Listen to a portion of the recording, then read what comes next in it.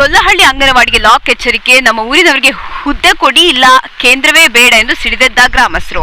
ನಮಸ್ಕಾರ, fire news ಕನ್ನಡಕ್ಕೆ ಸ್ವಾಗತ. ಇದು ಈ ಕ್ಷಣದ ಬಿಗ್ ಬ್ರೇಕಿಂಗ್ ನ್ಯೂಸ್.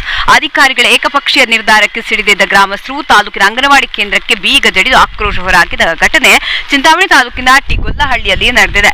ಕಳೆದ 10 ವರ್ಷಗಳಿಂದ ಕೆಲಸ ಮಾಡುತ್ತಿದ್ದ ಕಾರ್ಯಕರ್ತೆ ತೀರಿಕೊಂಡ ಬಳಿಕ ಖಾಲಿಯಿರುವ ಹುದ್ದೆಗೆ ಸ್ಥಳೀಯ ಅರ್ಹ ಅಭ್ಯರ್ಥಿಗಳನ್ನು ನೇಮಕ ಮಾಡಿಕೊಳ್ಳದೆ ಹೊರಗಿನವರನ್ನು ಕರೆತಂದು ಕೂರಿಸಲು ಹೊರಟಿದ್ದಾರೆ ಎಂದು ಗ್ರಾಮಸ್ಥರು ಕೆಂಡಾಮಂಡಲರಾಗಿದ್ದಾರೆ. ಈ ಪ್ರಕರಣಕ್ಕೆ ಸಂಬಂಧಿಸಿದಂತೆ ಸಿಡಿಪಿಒ ನೀಡಿರುವ ಹೇಳಿಕೆ ಈಗ ಹೊಸ ತಿರುವು ಪಡೆದುಕೊಂಡಿದೆ. ಈ ಕುರಿತು ಸಂಪೂರ್ಣ ವಿವರ ಇಲ್ಲಿದೆ.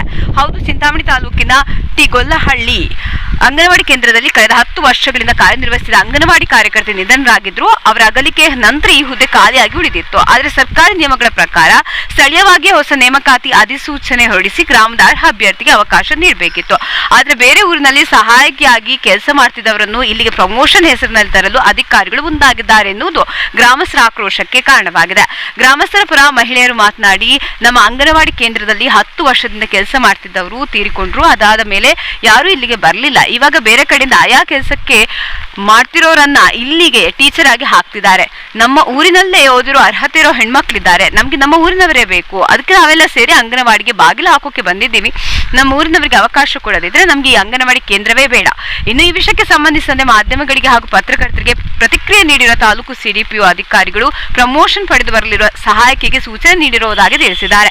ಅಂಗನವಾಡಿ ಸಹಾಯಕಿಯಿಂದ ಬಡ್ತಿ ಪಡೆದ ಕಾರ್ಯಕರ್ತೆಯಾಗಿ ಕೆಲಸ ಮಾಡಬೇಕಾದ್ರೆ ಮೊದಲಿಗೆ ಆ ಊರಿನ ಜನರ ಸಹಕಾರ ಅಗತ್ಯ. ಹಾಗಾಗಿ ಗ್ರಾಮಸ್ಥರ ಸಹಕಾರ ಪಡೆದುಕೊಳ್ಳಿ ಎಂದು ಬಡ್ತಿ ಪಡೆಯುತ್ತಿರುವ ಸಹಾಯಕಿ ಈಗಾಗಲೇ ಸ್ಪಷ್ಟ ಸೂಚನೆ ನೀಡಲಾಗಿದೆ ಎಂದು ಸಿಡಿಪಿಒ ಅವರು ಪತ್ರಕರ್ತರಿಗೆ ಸ್ಪಷ್ಟನೆ ನೀಡಿದ್ದಾರೆ. ಗೊಲ್ಲಹಳ್ಳಿ ಗ್ರಾಮಸ್ಥರ ತೀವ್ರ ವಿರೋಧದ ನಡುವೆಯೂ ಸಿಡಿಪಿಒ ನೀಡಿರುವ ಈ ಹೇಳಿಕೆ ಈಗ ಪ್ರಕರಣಕ್ಕೆ ಹೊಸ ರೂಪ ನೀಡಿದೆ. ಊರಿನವರ ಸಹಕಾರ ಸಿಗದಿದ್ರೆ ಅರ್ಜಿ ವಾಪಸ್ ಪಡೆಯುವಂತೆ ಅಧಿಕಾರಿಯೇ ಸೂಚಿಸಿರುವುದರಿಂದ ಮುಂದೇನಾಗಲಿದೆ ಎಂಬ ಕುತೂಹಲ ಮೂಡಿದೆ. ಗ್ರಾಮಸ್ಥರಂತೂ ನಮ್ಮ ಊರಿನ ಅಭ್ಯರ್ಥಿಗೆ ಹುದ್ದೆ ನೀಡಬೇಕು, ಇಲ್ಲವಾದ್ರೆ ಅಂಗನವಾಡಿ ಕೇಂದ್ರವನ್ನೇ ನಡೆಸಲು ಬಿಡೋದಿಲ್ಲ ಎಂದು ಪಟ್ಟು ಹಿಡಿದಿದ್ದಾರೆ. ಇನ್ನಾದರೂ ಈ ಗೊಂದಲ ಪರಿಹಾರವಾಗಿ ಮಕ್ಕಳಿಗೆ ತೊಂದರೆ ಆಗದಂತೆ ಅಂಗನವಾಡಿ ಪುನರಾರಂಭಗೊಳ್ಳುತ್ತದೆಯೋ ಎಂಬುದನ್ನು ಕಾದು ನೋಡಬೇಕಿದೆ. ಕ್ಷಣದ ತಾಜಾ ಸುದ್ದಿಗಳಿಗಾಗಿ ನೋಡ್ತಾ ಇರಿ ಫೈರ್ ನ್ಯೂಸ್ ಕನ್ನಡ ಚಾನೆಲ್. ಏನಂದ್ರೆ, ಈ ಅಂಗನವಾಡಿ ಕೇಂದ್ರದಲ್ಲಿ 10 ವರ್ಷದಿಂದ ಒಬ್ಬರು ಕೆಲಸ ಮಾಡ್ತಾ ಇದ್ರು. ಅವ್ರು ತೀರ್ಕೊಂಡ ಮೇಲೆ ಬೇರೆಯವರು ಯಾರು ಬರಲಿಲ್ಲ ಇಲ್ಲಿಗೆ. ಇವಾಗ ಎಲ್ಲ ಕಡೆನೂ ಇದಾಗಿದೆ. ನಮ್ಮೂರಿಗೆ ಮಾತ್ರ ಕಾಲ್ಫರ್ ಆಗಿಲ್ಲ. ಇವಾಗ ಬೇರೆ ಊರಿಂದ ಬರುವ ಆಯಾ ಕೆಲಸದಲ್ಲಿ ಇರುವ ಸಾಲ್ಮಕ್ಳಲ್ಲಿ ಒಬ್ಬ ಎಮ್ಮನ್ನ ಈ ಊರಿಗೆ ಹಾಕವ್ರೆ ಟೀಚರ್ ಆಗಿ. ಅದಕ್ಕೆ ನಮ್ಗೆ ಬೇಡ ಅಂತ ನಾವು ನಮ್ಮೂರಿಗೆ ಬೇಕು, ನಮ್ಮೂರಿಗೆ ಎಲಿಜಿಬಿಲಿಟಿ ಐತೆ,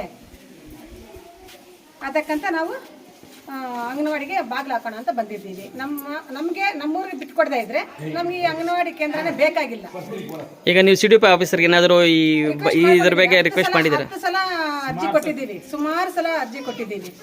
ಏನಂತಾರೆ ನೋಡೋಣ ಅಂತಾರೆ ಅಷ್ಟೇ. ನೋಡೋಣ ಅಂತಾರೆ. 10 ವರ್ಷಗಳಿಂದ ಇಲ್ಲ ಅಂಗನವಾಡಿ ಟೀಚರೇ ಇಲ್ಲ ಇಲ್ಲಿ. ಅಂಗನವಾಡಿ ಟೀಚರ್ ಇದ್ರು, ತೀರ್ಕೊಂಡ ಮೇಲೆ ಯಾರು ಬರ್ತಾ ಇಲ್ಲ ಇಲ್ಲಿಗೆ. ಇವಾಗ ಒಬ್ಬ ಎಮ್ಮನ ಪ್ರಮೋಷನ್ ಮಾಡಿದ್ದೀವಿ ಅಂತ ಹೇಳ್ತಾವ್ರೆ. ಅದಕ್ಕೆ ನಮಗೆ ಈ ಊರಿಗೆ ಬೇರೆಯವರು ಬೇಕಾಗಿಲ್ಲ, ನಮ್ಮೂರವರೇ ಇದ್ದಾರೆ. ನಮ್ಮೂರಿಗೆ ಎಲಿಜಿಬಿಲಿಟಿ ಇದೆ. ಇಲ್ಲದೇ ಇದ್ರೆ ಬೇರೆಯವ್ರಿಗೆ ಕೊಳ್ಳಿ, ನಮ್ಮೂರಿಗೆ ಬೇಕು. ನಮ್ಮೂರಿದು ನಾವು ಬಿಟ್ಕೊಡಲ್ಲ. ಊರಿಗೆ ಅಂಗನವಾಡಿ ಕೇಂದ್ರನೇ ಬೇಕಾಗಿಲ್ಲ ನಮಗೆ. ನಮ್ಮೂರವರಿದ್ರೆ ಬೇಕು, ಬೇರೆಯವರು ಯಾರು ಬೇಕಾಗಿಲ್ಲ.